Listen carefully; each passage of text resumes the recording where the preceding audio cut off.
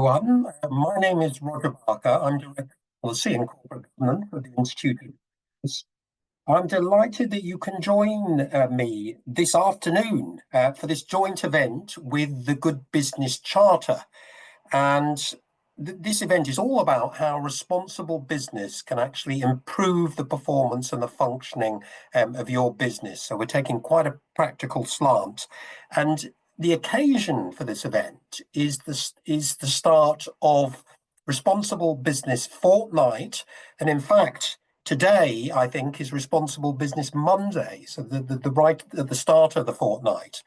This is a fortnight which is being run by the Good Business Charter, and they'll tell you all about that. And we have several events together with the Good Business Charter that the IoD is undertaking over the next 2 weeks.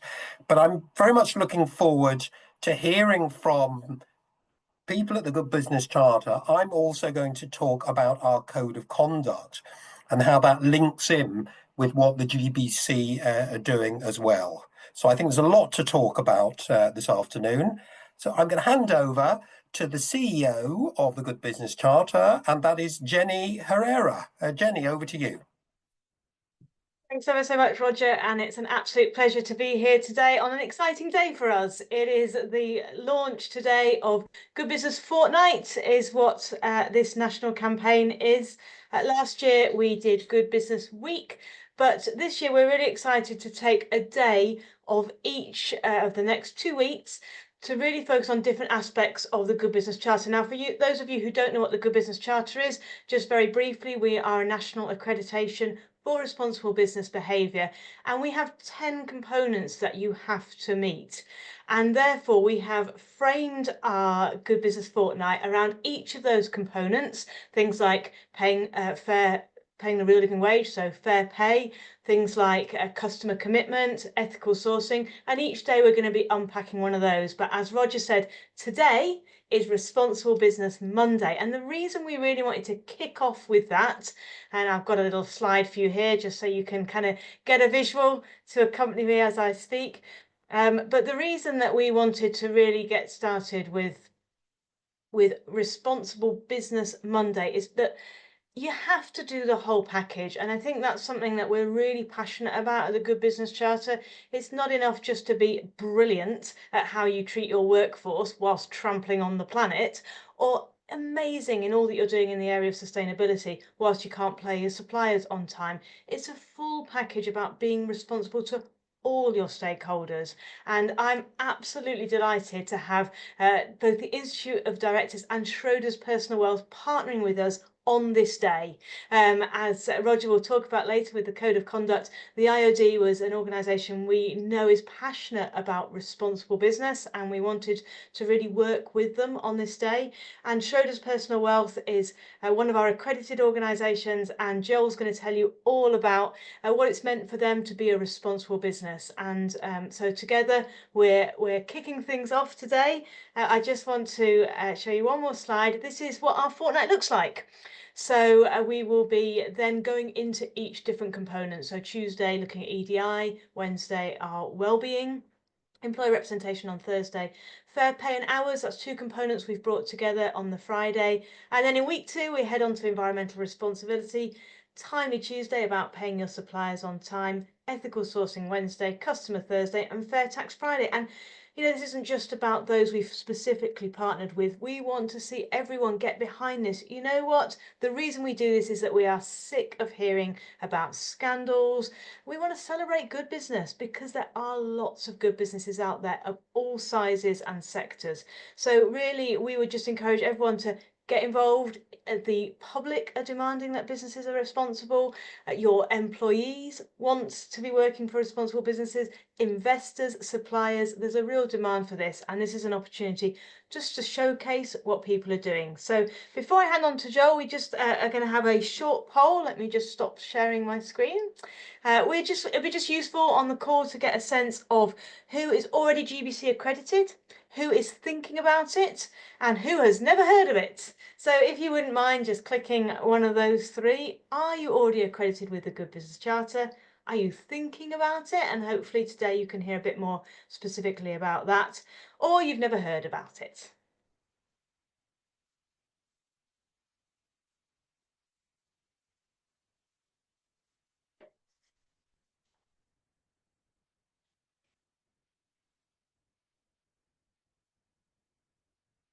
Hopefully you've had time to answer that, and let's see what we've got in as our results.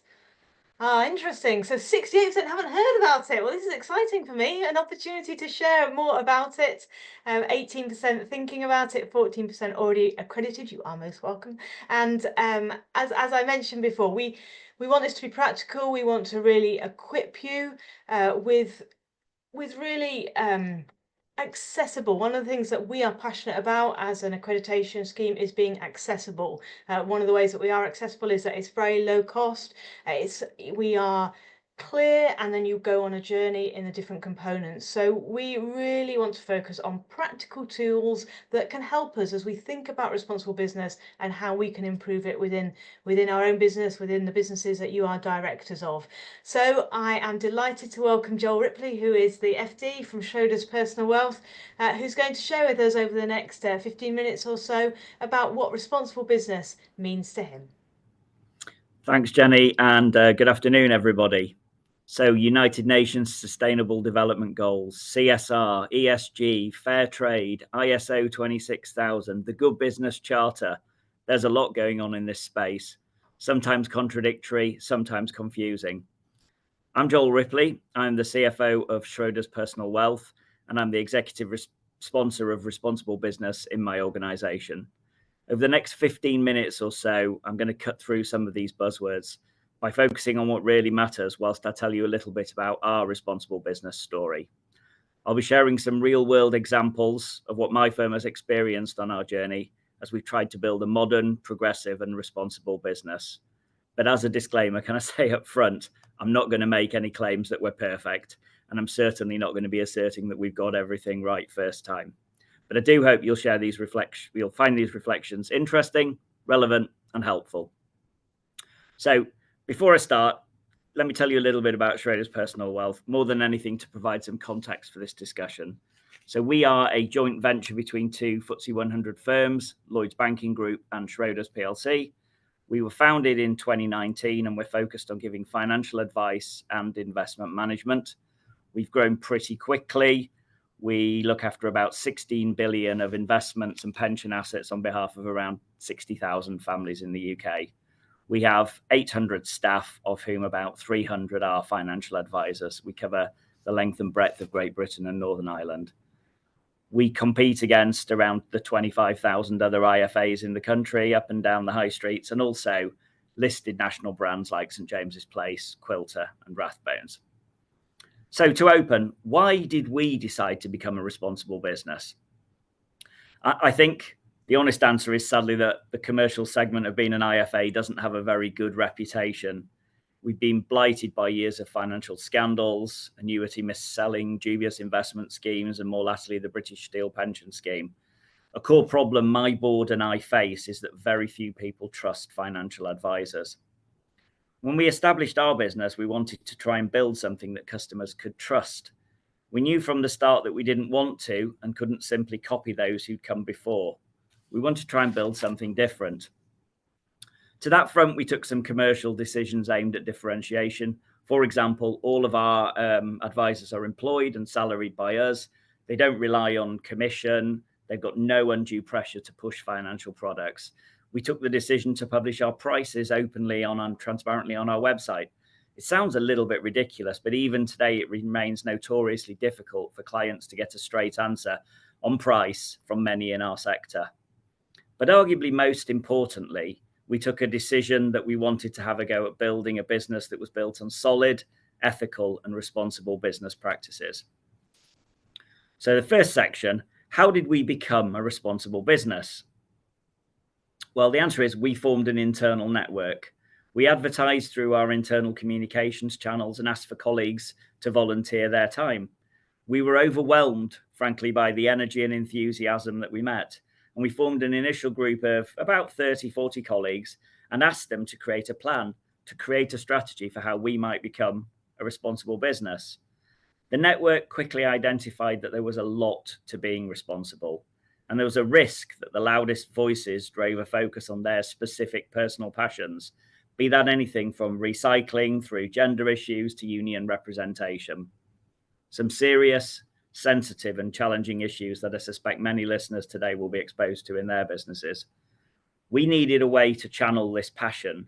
We needed a way to ensure that we balanced these competing demands. Frankly, we needed a framework. And this is where we first came across the Good Business Charter, which struck us as easily the most relevant, thoughtful and balanced approach out of all those that we considered. The 10-component framework is an outstanding way to think about responsible business. And the credibility of being endorsed by the IoD, the TUC and the Federation of Small Businesses added a lot of weight to our selection. We asked our network to undertake a gap analysis and draw up a plan for accreditation. And we were delighted that Jenny's team accredited us in 2021, an accreditation that we've maintained to date. I think my first observation is that staff engagement is absolutely key. It's a central part and an essential component to me for building a responsible business. So step 2, following accreditation, how did we go about embedding responsible business? Well, getting the initial accreditation was definitely an important initial milestone. But if that's all we'd done, we didn't think it would count for very much. We would have just simply ticked off a checklist and maybe got a nice badge for our website. My second key reflection for today is that following on from engagement, we think that purpose and being a purposeful organisation is an essential ingredient in our success to build and sustain a responsible business. We are a bit unusual as an organisation. We're a financial services company. We've got 2 FTSE 100 parents, yet we don't actually have a strategy, nor do we have any of the usual strategic paraphernalia of goals and visions and mission statements. Part of this might just be the reality of how difficult it can be to get things agreed in a joint venture structure. But I think actually, in reality, it reflects a conscious decision that we made, how we would embed responsible business by becoming a distinctly purpose-led organisation. My CEO has been relentless in his injection of purpose through our organisation, through the use of slogans. We talk endlessly about 2 things within our business. Firstly, our simple purpose, to change lives, instilling a belief in the power of financial planning to change the lives of our clients.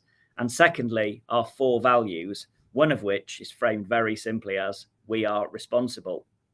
These foundational decisions, I would argue, have been central to our ability to both keep driving forward following accreditation, but also to help us embed being responsible. Our choice has been to seek profit through the pursuit of purpose, as opposed to pursuing the maximization of profits. The next step and the next challenge we faced was sustaining momentum. And the way that we have done that is by going beyond compliance. Being purpose-led has also encouraged us to take further action simply beyond seeking to comply with the 10 components of the Good Business Charter. Some of our actions have been obviously aligned with the Good Business Charter. For example, we've embedded our commitments through additional external verification, going the extra mile to become, for example, proud recipients of the Fair Tax Mark. But we've also taken other decisions and other actions which are not immediately and obviously aligned to the specific GBC commitment, but which have been hugely important part of our responsible business journey. I'd just like to take a moment, if I may, to tell you about our experience with the Ministry of Defence and the Armed Forces Covenant, which we signed up for in 2021. For those of you who don't know about it, the Covenant has 4 levels, from basic signatory through a podium of bronze, silver and gold. And SPW over the last 4 years has progressed to become one of only 1,000 organisations in the UK to have achieved the Gold Award under the Employer Recognition Scheme. This is a scheme which recognises the work that businesses can do to support those who serve, who have served, and their families. It's not part of the GBC, but I'd like to recommend it to all, if I may. Our experience has been transformative, and it forms a central part of our culture of responsibility. We've been amazed by the response of our staff, our customers, and the communities in which we work. Amazed at just how deep the societal connections with the armed forces are. So what did we do? 3 specific actions we took. Firstly, we made sure that our employment practices and policies were updated to reflect the specific needs of those serving as reservists. Secondly, We created a discount scheme exclusively available to those who have served. And thirdly, we've made a huge commitment to raising funds and supporting armed forces charities. Other signatories pursue objectives that resonate closely with their business or their resources, such as recruiting service leavers. We've had literally hundreds of colleagues involved, and the cut over to embedding responsibility and the GBC into our values, into our culture, and into our purpose is impossible to overstate. Activity external to the GBC can be very complementary to accreditation and can help you define the specific flavour of responsible business, make it resonate with your stakeholders, and have the best chance of being sustained and embedded. So, on to my third top tip for responsible business, if you like. I've talked about engagement. I've talked about purposefulness. The final area which I'd like to consider is accountability. And something I really couldn't emphasize more strongly. Being accountable really matters. It's incredibly important to how we lead our firms, and we found it to be central to our GBC and responsible business journey. The GBC provides an incredible framework, and we've adopted it right at the heart of our transparency and reporting. Each year, we produce a glossy report in which we detail how we've stayed true to each and every component of the GBC. We've been honest about where things have gone well, but equally we've shared openly some of the challenges we faced along the way and our action plans to address and overcome all of these challenges. But if I can just be really honest as well, we don't just produce this report out of pure altruism. We produced a report, yes, because it keeps to help us to keep us true to our commitments, but it's also played a central role in recruitment, a central role in marketing, and a central role in the growth of our business as we found like-minded customers willing to do business and drive further in towards responsibility with us. So, final bit I wanted to talk about was just about the challenges of being a responsible business.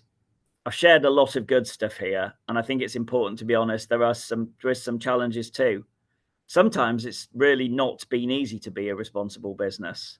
Sometimes we felt like we're in the crosshairs of those who have other views about how to do business, especially those who have views which are strong and deeply held. Probably the area where we found the most challenging has been when responsibility seems to sort of conflict with commerciality. And I think it's important for all those listening and for those interested in starting a responsible journey to be realistic with your board. It won't all be plain sailing, and there will be some challenges along the way. Resolving them can mean some difficult decisions and might require a bit of courage. A couple of examples of difficulties that we've experienced. So, firstly, we make the decision to actively accept a lower rate of interest on commercial deposits, because although we found a banking supplier that would pay us a much higher rate of interest and who had passed our commercial due diligence, they didn't meet the ethical standards we required in our supply chain, so we didn't proceed with them. Another example includes having to incur higher travel costs and staff inconvenience, especially when colleagues have had to make expensive and time-consuming train journeys with occasional overnight hotel costs, because we think UK internal air travel is inconsistent with our environmental commitments. This actually has been probably the single biggest issue we faced, how to grow our business and balance that with ever-increasing demands for business travel, and at the same time seeking to pursue a progressive reduction of our environmental impact. And being frank, we haven't solved that to date. So please be honest, there are costs and there are issues. It will not all be plain sailing. But let me say this very clearly. Based on our experience, the benefits of investing in becoming a good and responsible business massively and very easily outweigh any of these minor costs and inconveniences. It takes time to adapt to being what a responsible business really means. Be ready for the challenges. And certainly one of the reflections for the larger businesses listening today is give some careful thought to how you plan to govern your responsible business initiative, how you plan to resolve some of the ethical issues and dilemmas when they come, and how you plan to protect your reputation and recover from the incidents that occasionally happen. So, to close, My contention is that being a responsible business will be best achieved by being purposeful, by having an engaged staff, and being accountable for what you do. The Good Business Charter is an absolute force in responsible business, and it's something that I'd very strongly commend to all. Julian, Jenny, and the team have built an incredible movement, and membership has been and remains something of which we are very proud. And before I close, a little advertorial, if I may. If you do need financial advice at any stage, please consider us. We'd be delighted to help. And with that, I think I'm going to hand over to Roger. Thanks, Roger. Over to you. Oh, thank you very much indeed. And I would like now to talk about IoD's Code of Conduct for Directors and try to link it to the Good Business Charter.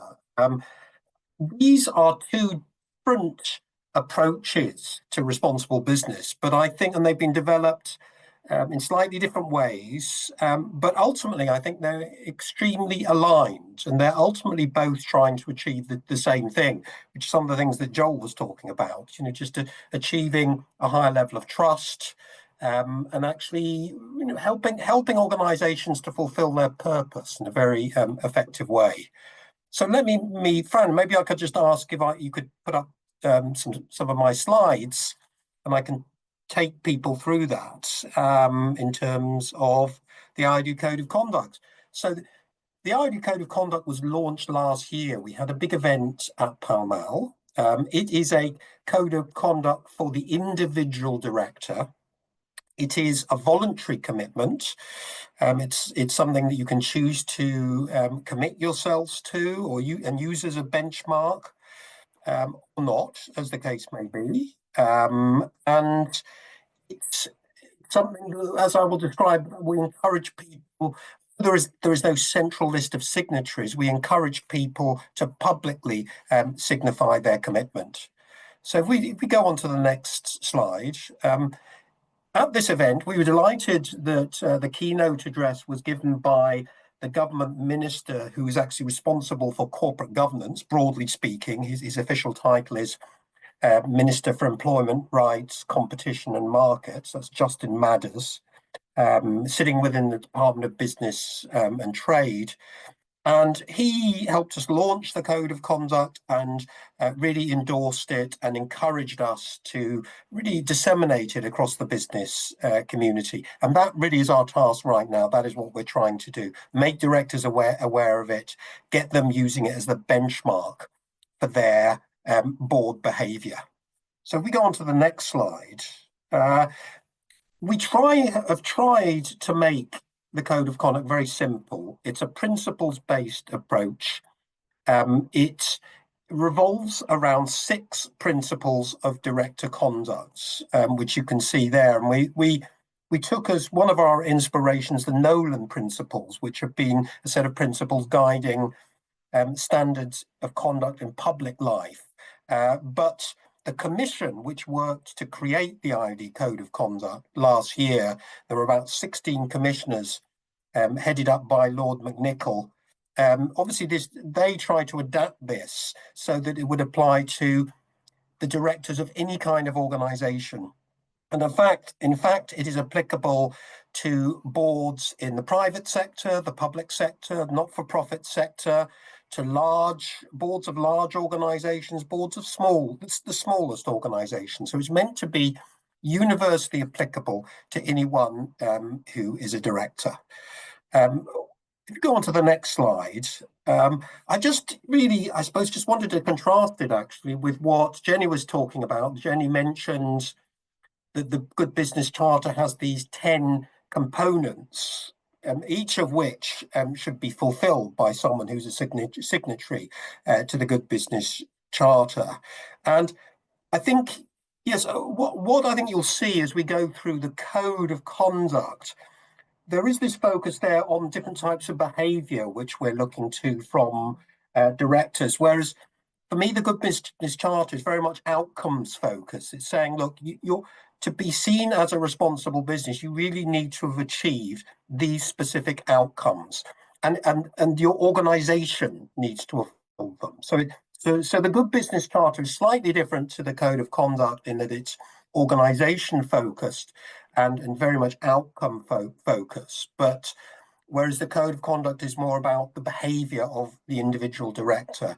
But as I said, I do think the two are very aligned, and let's try and observe that as we go through the code of conduct. If we could go to the next slide. So as I mentioned, we have in the code of conduct for directors, we have these 6 overall principles of director conduct. Then sitting under each of them, there are a series of undertakings which we would see as being important for directors in achieving the principles. And the outcomes that we hope will be achieved are all these good things at the bottom, which are what I think responsible business in general is trying to achieve. Trust in your organization, trust in you as a business leader, the confidence and good reputation, feeling that you are a legitimate member of the business community, and in fact that business is a legitimate part of society that is there for good, to help bring all the other good things in society which we want to achieve. So that is the code framework. If we go on to the next slide. What I'll do is very briefly just go through each of the 6 principles and look at some of the undertakings. I won't go through in each and every one because I think there is a link to the code of conduct which is available, and you can refer to that and look at each of these individual items at your leisure. But perhaps just to pick out a few things as we go through. So principle 1, leading by example. It was very important for us that this was the first principle, because without individual directors, individual business leaders setting a personal example with their own behavior, their own conduct and professionalism, it's very difficult to disseminate that kind of behavior in other people in the organization. Other people simply won't find it credible. They won't follow you unless you are leading by example. So that we felt was incredibly important. And I think, crossovers here with the Good Business Charter, they're about the point there about treating everyone with respect, consideration, being concerned about well-being and mental health. I think very significant crossover there. And also, so I suppose, some director-specific stuff. You need to have sufficient time to devote to your role as a director. Even if you're a non-executive director, you need to be able to put in the time commitment, and also develop your competence through your own development. We go on to the next slide, Fran. Integrity, I mean, as you would imagine, pretty fundamental to any code of conduct, some undertakings around integrity. But, I think things that we wanted to emphasize were the need for directors to be willing to voice constructive challenge and potentially disagree, not get sucked into a kind of groupthink situation where the organization goes on the wrong path and no one is really actually voicing concerns or challenging poor behavior, poor attitudes. We recently did a case study on the post office scandal. I think that was how the boards of the post office over the years behaved really reflected a lack of constructive challenge and disagreement. And also, of course, potentially resign from the board if, as a matter of conscience, or if you feel you simply cannot, in all good faith, accept what the board is doing and you're not prepared to stand behind it. Really, resignation always has to be a possibility. If we move on to the next slide, transparency, I think the Good Business Charter talks about providing engagement mechanisms for employees. We talk about the importance of having speak up or whistleblowing mechanisms. We've been very supportive of what the charity Protect has been advocating in terms of enhancing speak up mechanisms and promoting an open business culture, not a culture which isn't trying to cover things up, as we unfortunately see quite a lot in certain organizations. That cover up culture still exists, unfortunately. Principle 4, the next slide, please. Accountability. I mean, everyone in an organization should be accountable, and I think the Good Business Charter very much recognizes that. But some interesting points here about the need to seek external advice. You know, if you as a director don't feel that you have the expertise, or you're in a position to independently form a reasonable judgment on an issue, potentially don't be afraid of seeking advice. And also don't be afraid of saying, look, thank you for this invitation to join your board. I just don't feel I have the right skill set. And even if I were to do some additional training, fill the gaps, I honestly think it would be irresponsible of me actually to take on this important legal responsibility of being a director. So a need for directors, I think, to be very honest and self-reflective with themselves. We go on to the next slide.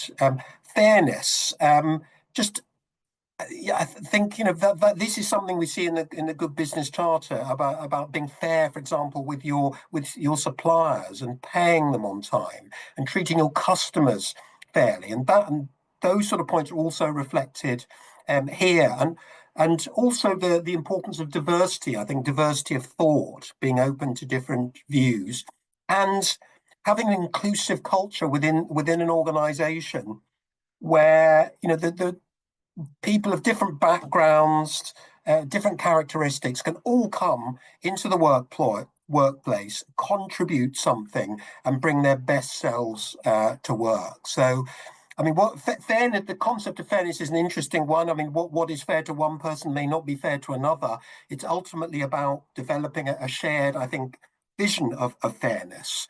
But it is, whatever it is in a specific context, it's very important that there is this acceptance that people are behaving fairly, the directors are behaving fairly, and the organisation is a fair organisation. We go on to the next slide, and this is the final one. I think there's a lot of crossovers here with the Good Business Charter. You know, we're talking here about the fact that directorship has consequences for not only the organisation itself, but for society, for the communities in which they're operating, and the environment. And so that is something, I think, which is we see as being at the heart of what directorship is all about. Excuse me. And we talk also here about the supply chain. Again, over with Good Business Charter and environmental impact. We also mention here something which is going to be increasingly important for directors, I think, as they adopt artificial intelligence and other technological innovations. There is a real need there to balance the great opportunities of these new technologies, but their application in a safe and responsible manner. It's going to be a huge challenge for directors because, you know, we're not all IT experts, but we are going to have to work out a way to use these technologies responsibly. So those are the 6 principles of director conduct. Finally, I will leave you with this slide. As I mentioned, we're keen that directors publicly signify that they're committed to the code, and I think it's quite similar. I think the Business Charter, just as the Good Business Charter, wants you and requires you actually to signal to the world that you are a signatory, because it's all about disseminating good behaviour and good practice. So we'd like to encourage directors who are committed to the Code of Conduct to use this kite mark. And it can be downloaded from IoD.com. It can be put on your website. You can put it on social media. You could even put it in your annual report. I mean, entirely up to you how you use it and how you display it. But if we're not going to be there investigating you as to whether you have fulfilled the Code of Conduct, but you may well have stakeholders who may be holding you to account in some way relative to the Code of Conduct. So that's that's how we see the pressure of accountability actually being exercised here, because it is a voluntary code. Thank you very much, Fran. I think that's the end of my slides, and let me now hand back to Jenny. Thank you so much, Roger. That was great. Really interesting to kind of go through the details there of that code of conduct. I'm just going to take a few minutes just to talk about a few other examples before we head out to Q&A. Joel and I have answered one or two of those, but do keep your questions coming in and we'll do some live ones as well. For those of you interested in, Joel started, didn't he, talking about all the ESG and CSRD and all these different things out there. The University of York recently did a report on the Good Business Charter. Sasha's going to pop a link in to the chat for you. That does a little bit of mapping onto some of these other frameworks and just gives a bit more feedback of how different companies have found being part of the Good Business Charter and some of the ways that we can develop and opportunities for us going forwards as well. I was keen just to talk about a few other examples before we open the floor for questions, really just because to help show how this works in different sectors and different situations. Joel referenced Julian, so the Good Business Charter was the idea of Julian Richer, retail entrepreneur, and it's worth just saying that Richer Sounds has embedded and embraced responsible business for decades, and actually if you were to go into one of their shops you'll see that they are proudly showing what they do, and one of the things that Julian often says is, it's no good doing brilliant things. He says it's no good giving away £10, what's he say, something like £10 for a fiver if no one knows about it. The point being it is right to tell people what you're doing, because people actually want to know. There is a demand to know what organizations are doing. So Richer Sounds have a really great page on their website talking about what they call the Richer Way. Staff, when they begin, they're inducted into that, and it's really part of the way they are. And then, as I mentioned, in the shops, you can see all their different things that they are signed up to, and it just helps just continue that narrative that they have and they're well known for, of being an extremely responsible business. So, if you've got a shop, that's a really great way of spreading the word of what you do. I want to talk about a building society, quite a small building society, but they were looking at, okay, we've accredited with the Good Business Charter, but it's no good being held by one person. Today is all about thinking about responsible business and how we embed it, and Joel had some really helpful tips about how you do that, and sometimes the challenges you come up against. This particular building society took one component each month. So they spent a month talking about why employee well-being matters. They took a month talking about environmental responsibility, why that matters, and just kind of really going through it through a whole year, which just helps everyone to really understand and appreciate the importance of being part of the Good Business Charter in this case, but more than that, the importance of being a good business. TSB is our first retail bank to accredit with the Good Business Charter, and they really used, as Joel referenced, the framework to identify key areas that they wanted to go deep on, and I really want to just lean into that point that Joel made. For them, tax was a big one, but other organisations it's something different, and for TSB they have a lot of small business customers, and what really mattered to them was prompt payment, and they did a load of work. They've done some incredible work on getting their prompt payment, getting their systems to work so that they can pay suppliers really quickly. They turn them around in 7 days, or I think their average is 10 days, which is extraordinary. And they also talk about how, as they use that framework, they kind of started to spend more time on the environment that they hadn't necessarily looked at. They also talk about how it keeps them to account. And when each year when the real living wage goes up, and they might be like, can we do it? Our head of responsible business is there on the door saying, we're signed up to the Good Business Charter. It's a non-question. Of course we're going to do it, because that's what we're committed to, which has been really helpful to see. Another example is a company called AV Dawson, who run the Port of Middlesbrough. They've really been invested in bringing different organisations on board that they work with. So on the port, they'd love to turn the whole port into GBC-accredited organisations. What a great story that would be. But really working, bringing their accountants on board, consultants and the like, and just really getting it up on screens across their site, to just keep embedding this messaging to those who come in, but also, of course, to the staff as they come in every morning. And I think organisations feel really proud to be part of a responsible business. Sometimes we can forget that, and you can have a sustainability department or a head of sustainability looking at all the detail and producing all manner of reports, but actually the workforce might not even know all that is being done. So there's something really important about just getting our internal comms really working effectively, so that it's really lived and breathed within the workforce, from the workforce up to the board, from the board down and out. You know, that is what we see with Schroders Personal Wealth, as Joel said, showing that responsible business report, using it to their benefit, because people are actually looking for that. A small company, I don't know if any of you on here are particularly small. We have a very small shop, stationery shop in York. They're called Avorium, and they were doing pretty well on the high street, but online their sales weren't so good, and they noticed a direct link with when they became GBC accredited. They started seeing their sales go up online because it gave them that added credibility. And then once they did start hiring staff, they had the parameters for that. They're like, well, this is what we've signed up to, so this is what we're going to make sure that we do within that setting. So it is really, I hope that gives you sort of a glimpse of different ways that businesses are embedding responsible business. I live in York, and here in York we are a GBC city. That means that the council, both universities, the NHS Trust are all accredited. Aviva is accredited and has a good number of their staff working out of their York office.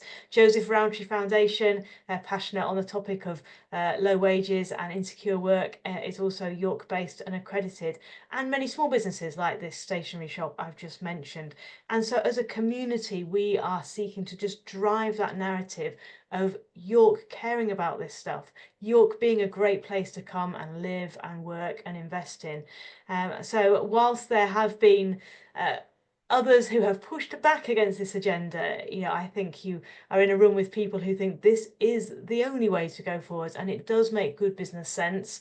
It is effective, and there's lots of different ways to do it that works right for you and your business. So that's just a few additional thoughts from me, but we're really just keen to get some questions and respond to them. So let's have a look what we have here. Is it easier for large companies to become accredited? I guess I will take that one. So we worked with the Federation of Small Businesses in throughout 2020, and in January 2021 we launched a streamlined version for small businesses with 50 employees or less. So therefore, I would argue it's actually harder for large companies because for two reasons, really. One, they do have more detailed questions to answer. So, for example, in the EDI component, there's things around gender pay gap and measuring, which you can't ask of a small business. Small businesses have 10 questions, one for each one. But I think the other thing is just the mobilization of a large organization, the time it takes to sell it with internal stakeholders, to bring the whole company on board and to keep it embedded and embraced within that large company. So in our experience, small businesses find it easier because they're like, yeah, we're passionate about this, and they own it, and it's much easier to communicate when you've got 20 staff than when you've got 2,000. That would be my sense of it. Oh, Roger, you'd like to say something too? No, I would just agree with you there. I think within any large organisation, I think it's going to be a much bigger challenge. So I think you're absolutely right. Great, thank you. So what does the IoD do when a company using the new icon does not respect any or even one of the 6 principles? That's a good question. Yes. So we have produced the Code of Conduct as a tool for business to use. We're not an investigations body, you know, we're we're not like a regulatory body that has got committees and teams that are examining cases of transgression against the Code of Conduct. Ultimately, it's a tool which is out there to be used by organizations and their stakeholders. So if you come across directors or a company that either a company that has actually committed itself to the Code of Conduct or even one which hasn't.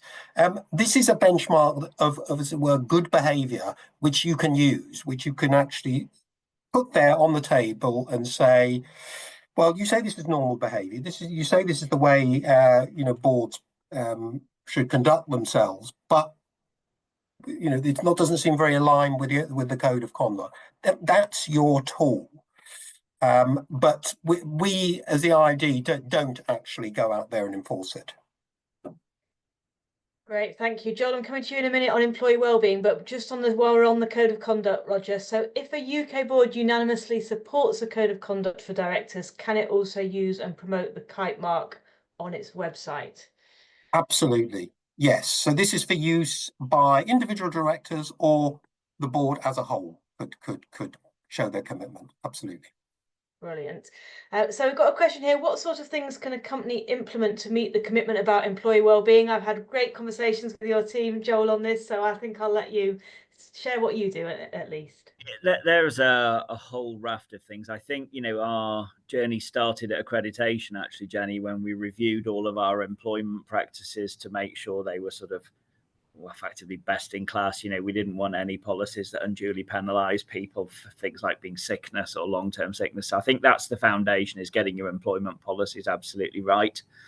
I think from there, another big thing that we've done is we have founded a lot of what we call employee resource groups or networks specifically focused on specific employee wellbeing matters or diversity matters, just to make sure that there is a voice for people to be heard and a forum for actions to be taken.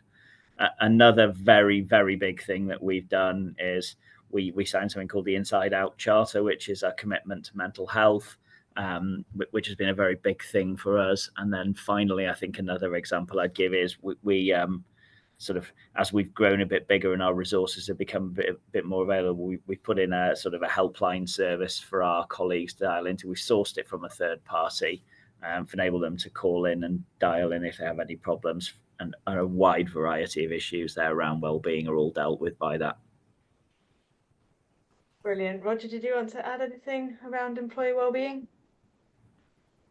No, I think to say that it is, I think, an increasingly important aspect of good governance and responsible business. It really has grown in prominence over the last 4 or 5 years, and it's partly to do with hearing employees' voice. Having ways for them to communicate their perspective. It's incredibly beneficial for any organisation, I think, that those mechanisms exist. But it's also about thinking about mental health. The impact of the workplace on the individual, especially if people are working remotely. Both remote and in-person work has its own challenges and advantages. So it's important to really think about that. Thank you. On our website, for each of our components, we also share different examples of how organisations are doing employee wellbeing. It's one of those ones where there's going to be a whole raft of ways that different organisations, and there's so many different resources out there, different apps and things to be connecting with your workforce. There's a question around, two very similar. So, aren't irresponsible businesses likely to sign up as a veil to make their dodgy practices opaque, especially with no consequences for non-compliance? And then kind of links in with that, as a society, we're not great on learning lessons. We like to point the finger of blame and shame, fine line between genuine accountability and scapegoating. Do you have views about how we better hold businesses and leaders to account in a supportive way so we learn and do better? So, go to you first, Roger.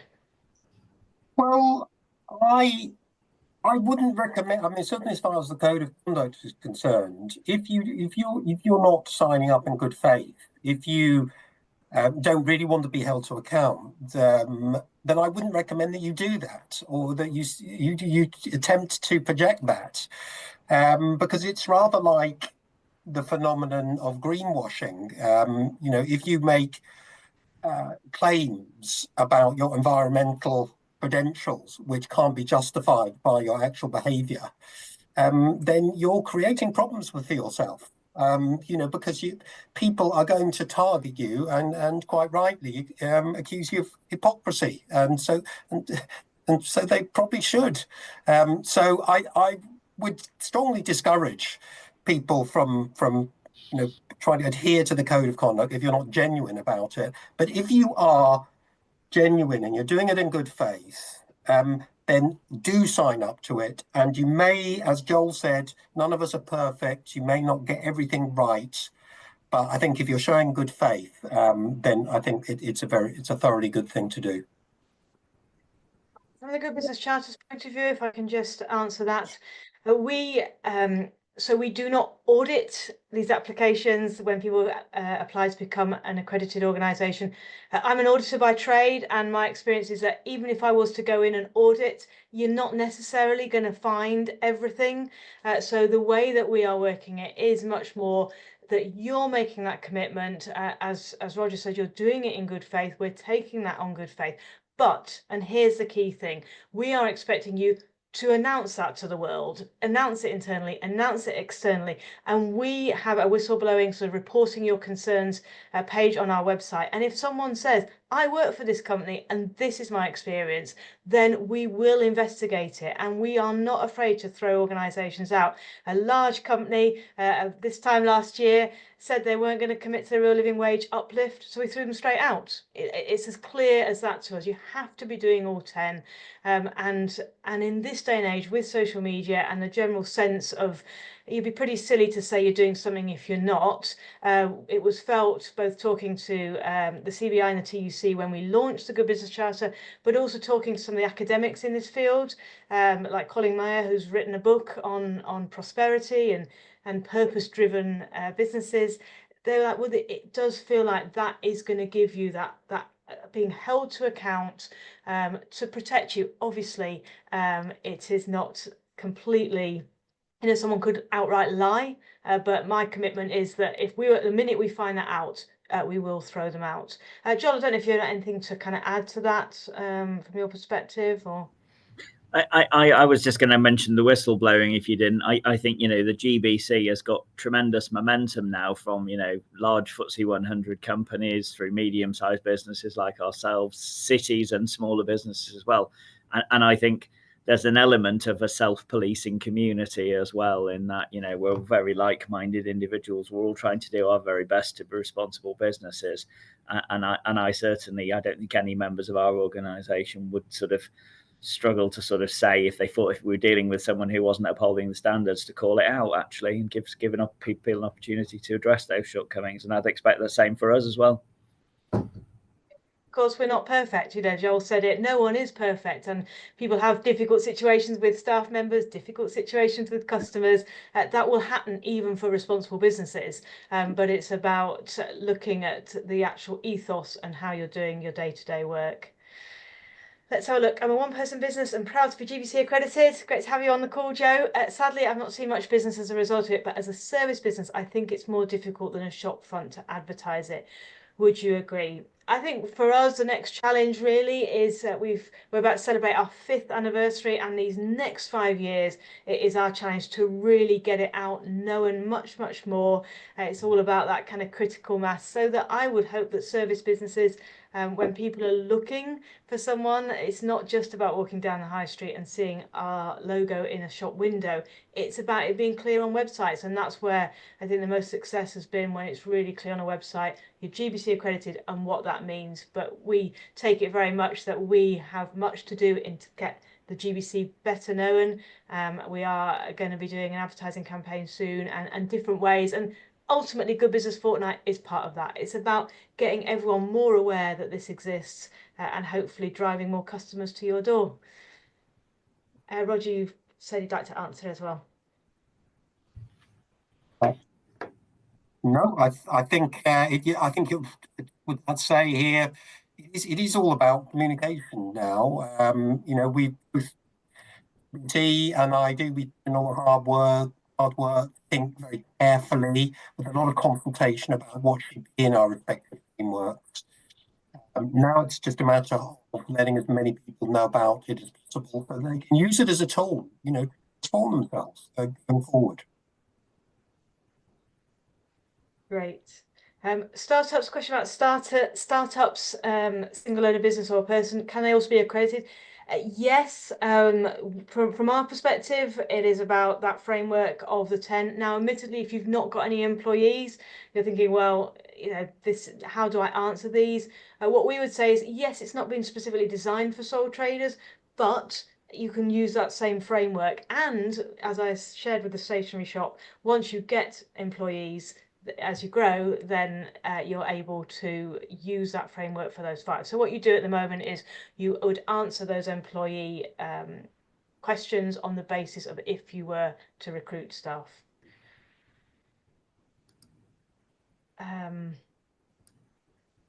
What's one up here? Oh yes, here we are. Our company's trying to diversify our employee base, but progress is slow. How can we show that we commit to diversity and inclusion to become accredited? I think it'd be good to go around the room on this because this is a really, really good one. I'm going to start with Joel, if I may. Yeah, I think it absolutely depends on the scale of your company and the resources you've got available to you.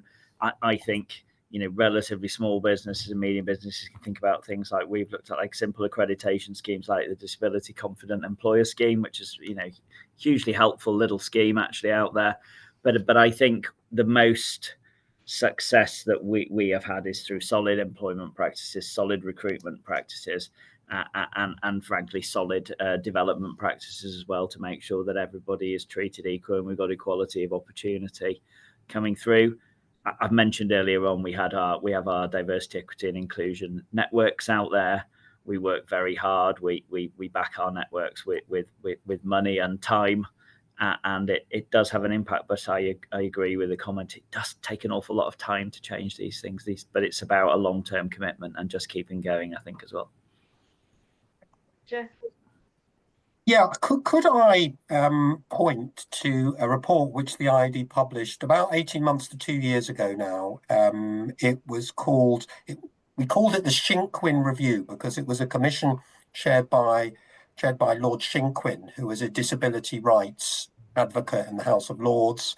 But it really looked at how to create a diverse and inclusive business organization across a range of dimensions. So not only disability, but across a range of other dimensions as well. And it really provides a kind of blueprint how organizations of any size can actually do this.